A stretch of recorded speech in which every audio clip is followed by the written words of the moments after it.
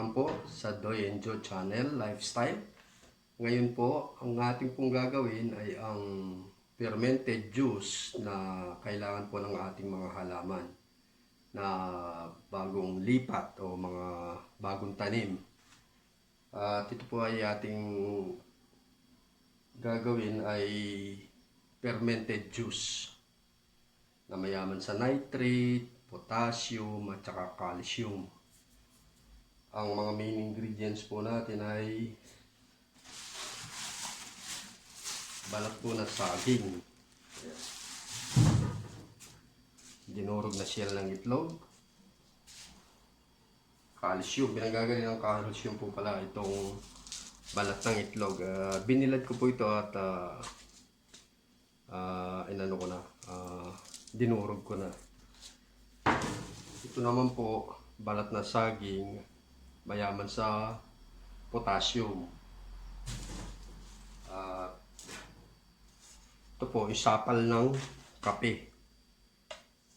Sapal po ito ng kape. May mga kapeng barako, huwag niyo po itatapon yung mga sapal. Mayaman po ito sa nitrate na maganda sa mga halaman. Tsaka ang ating bigas. Yan po. Yan lang po yung apat na main ingredients po natin ang ating gagawin para sa fermented juice na ating pandilig sa ating mga halaman. Ngayon po, umpisahan na po natin mga kasama.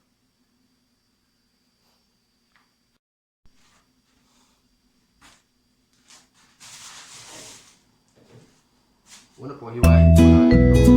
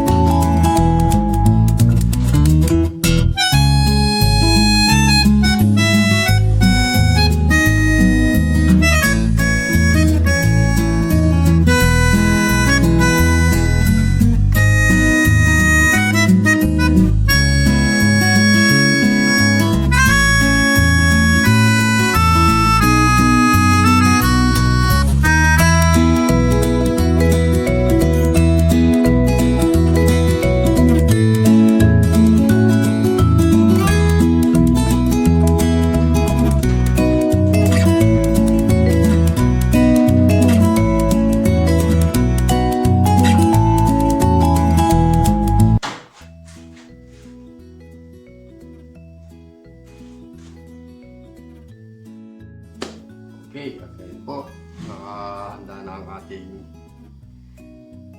tinadtad na balat ng saging at ang dinurog na balat ng itlog at sapal ng kape.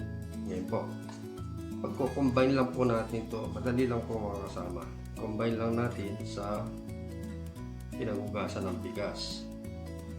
Andito na po sa kanan. Madali lang po. Napakadali. Tingnan nyo, ito basura na itong ituring. Tatapon na lang natin to, pero mapapakinabangan pa rin natin. Ito po ang natural way na paggawa ng fertilizer.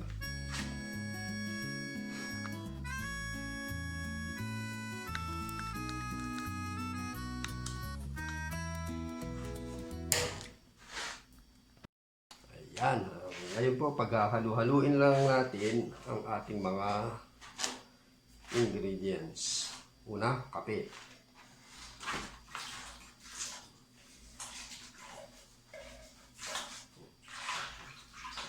Haluin lang po natin.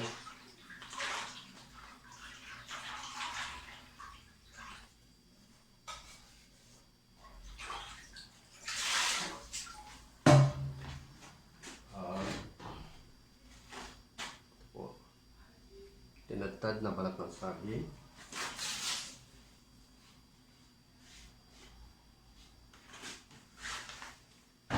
At isang dapot na balat ng itlog. Ganito po. Handful. Yung hugas bigas na to, halos 10 litro po ito. Ito pong magsisilbi natin pandilig sa mga halaman. So, hindi ka nagagamit ng tubig na nakametro galing sa gripo. So, yung magiging waste mo, yun lang ng pandilig mo.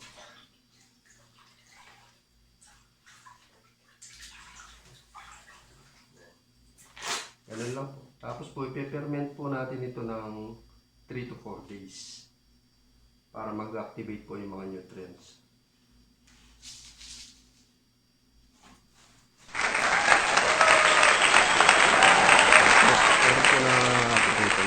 Finished product na ready na sa pagdilig, para lang maidugtong ko kung paano po ang pagdidilig ng fermented juice sa mga halaman. At muli po, isa naman pong munting kaalaman ang ating naihatid. Sana po ay pinapulutan po natin ito ng kapalaman tungkol sa pagtatanim. So, thanks for watching, and please watch, like, subscribe, and comment. Salamat po.